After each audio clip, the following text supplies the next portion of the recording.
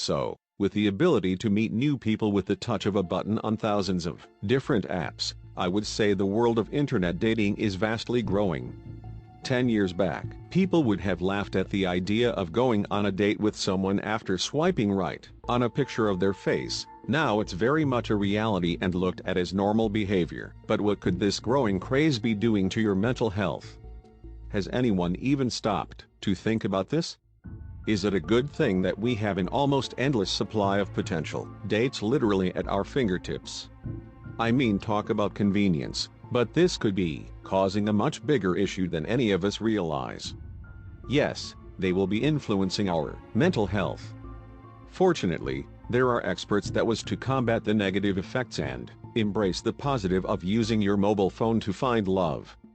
Now this doesn't become obvious straight away, as in the beginning using such apps can be very satisfying and exciting. However, you're blinded by this and cannot see there is a lot of exposure to rejection.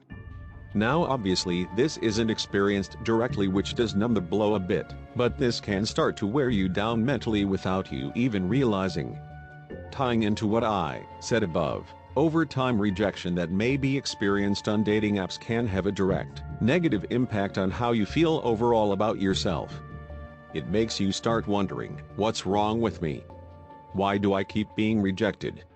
Same as dating without apps really, but with dating apps being so easy to meet and reject people, it starts to happen very often, making you think about it more, thus it is affecting how you feel more intensely. Ever heard of the expression, the grass is greener on the other side?